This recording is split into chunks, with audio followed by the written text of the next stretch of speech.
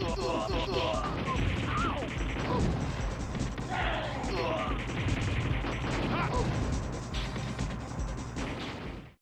everybody, welcome back to Video Game Esoterica, another episode of the Unported playlist where we take a look at some of my favorite unported arcade games of all time. And today, because the intro is quite short, we're jumping straight into The Punisher. Now granted, this does have a Sega Genesis version, but that game is so inferior, so graphically different, and so censored compared to the arcade version that it really shouldn't be considered the same game, because nobody that wants to play The Punisher is going to pick the Genesis version over the CP System Dash. But before we get too far involved, if you could do me a huge favor, go down below, hit like and subscribe, ring that notification bell. Definitely helps us out, and if you feel so inclined and you want to support the channel, there's a Patreon link down there as well. But The Punisher, like pretty much every other Capcom beat-em-up game from the 90s, is absolutely perfect. It is an amazing beat-em-up game that you're going to love to play. Whether it was Aliens, whether it was Cadillacs vs. Dinosaurs, Final Fight, Capcom knew how to make amazing beat-em-ups in the 90s, and this is just another one of them.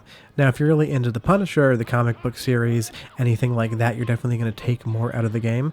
I've seen some of the movies, but I'm not the biggest superhero comic book fan whatsoever, so I really just appreciate this game from a pure gameplay standpoint, which is to say, as far as beat-em-ups are concerned, this is one of the best in the 90s. And it's also a quite rare game if you want to look for the arcade PCB, because it's not a Capcom Play System board, it's the CP Dash. What that actually was is, right before they released the CPS2, they added in the Q sound chips and made a couple hardware revisions onto the original Capcom Play System boards, and they are quite rare.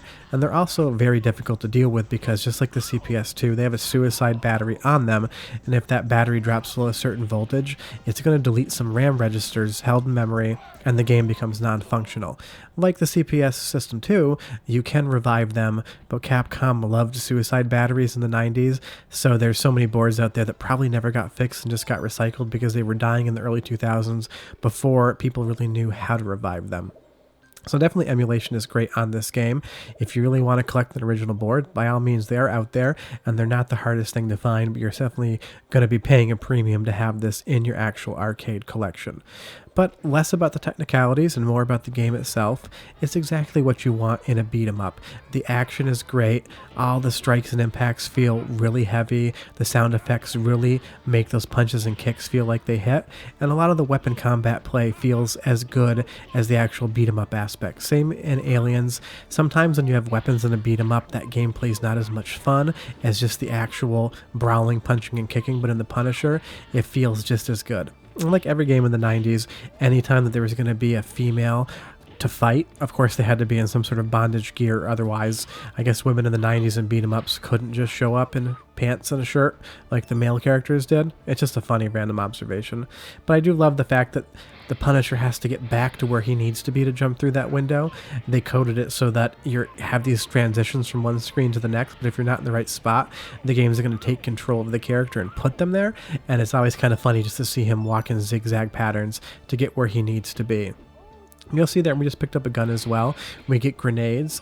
There's tons of different mechanics in this game, between the combat, between the weapons, between the grenades that you can store up and use at a later time for boss fights, or really whenever you want to. There's a lot of different ways to play this. You'll see here, we now have a flamethrower, and we're going to be able to knock those enemies back and really deal with what's going on a lot easier. Now graphically, this looks outstanding too. There isn't a huge difference graphically between the Capcom Play System and the CPS2 boards. CPS2 definitely can move, a couple more sprites around. It looks slightly better, but this is still, for its time and place, an amazing looking game, and that's why I brought up the Sega Genesis version, which is similar to this. Graphically, it's vastly inferior. The sound isn't anywhere near as good. You lose all the Q sound, quasi-stereo sound effects, and a lot of it is censored. They pulled some smoking out, just things that really make it feel like a totally different game. And this is definitely 100% the version you want to play. And I even love the fact that you get these story intercuts in between levels. It does have, for an arcade game, a really good story. This is as good of a story as you're usually getting on like the Super Nintendo or the Sega Genesis if you're playing a game that wasn't a role-playing game. And I usually talk about stories in arcade games being there but not essential, but in The Punisher, it actually kind of really does drive the story and the gameplay forward, so I definitely appreciate that.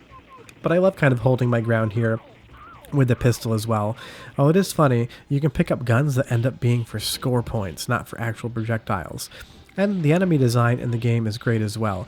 We have these guys here, you know, just classic 90s looking dude with a mustache, but he's mostly robot with these extendable legs versus having a full body. And there's always something to look at. The levels change constantly, the enemies you're fighting change constantly, and the color palette goes from, you know, kind of lush and green to being more subdued and some of those darker tan tones when you're in these factories. But then you get something like this. It's a guy on a tank, he's half man, he's half tank. And you absolutely have to love that. And all of a sudden you basically have like a medieval lance like you were riding a horse. Some things just don't make sense, but obviously in video games they don't really have to. And that's what I love about the Punisher. It's a great beat 'em up, it's got amazing graphics, amazing sound, and it's just weird enough for me to really be into it. What I'll let you do now is just watch about a minute of gameplay because the soundtrack is quite great, as are the sound effects. We'll watch stage 4 right here. I'll be back in about a minute and we'll talk a little bit more about the Punisher because like I said, if you've never played this game before, you owe it to yourself to check it out. But enjoy this bit and I'll be right back.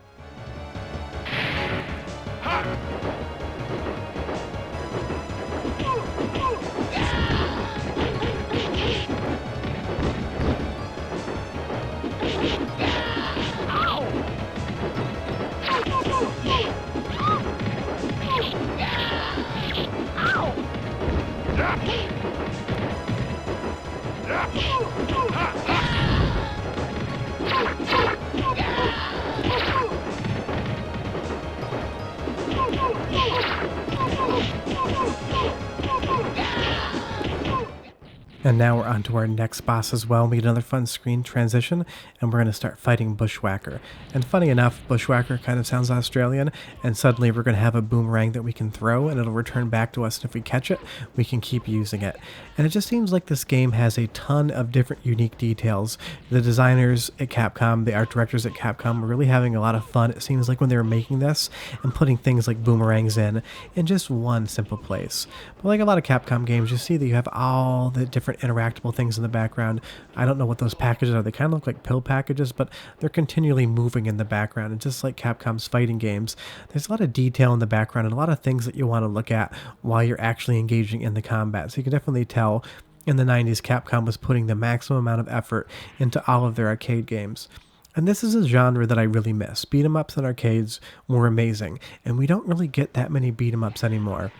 It seems like beat 'em ups and fighting games are some of the mainstays in 90s arcade games, and we still have so many fighting games released all the time. But the beat 'em up genre definitely is few and far between. The last beat 'em up that I played that wasn't recent release was Paprium, and that's a really good game and I may cover it on the channel in the future. But we just don't get that many good beat 'em ups anymore. But if you're into the genre and you haven't played the Punisher yet, I would be surprised, but I would 100% recommend it.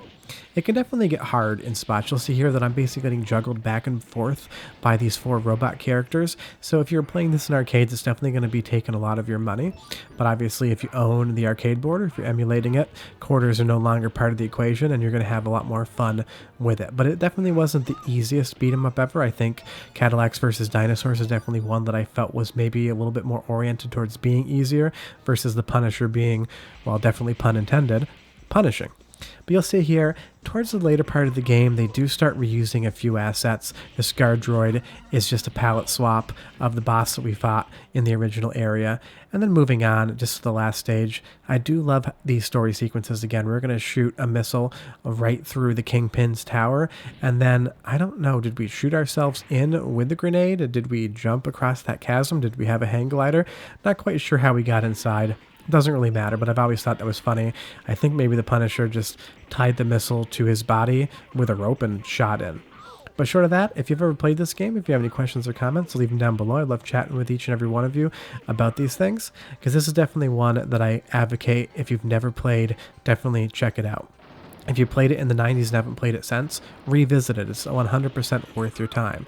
But we will be back next Sunday with an episode in our Unported Arcade playlist series, and we will have videos on Tuesday, Wednesday, and Friday as well. And as usual, I will upload next Sunday night the full gameplay of this if you want to see all the spots I cut out, because this is quite a long game. It's like 40 minutes worth of gameplay, and I brought it down to 10 minutes, so you're really not even seeing a quarter of what there is to offer.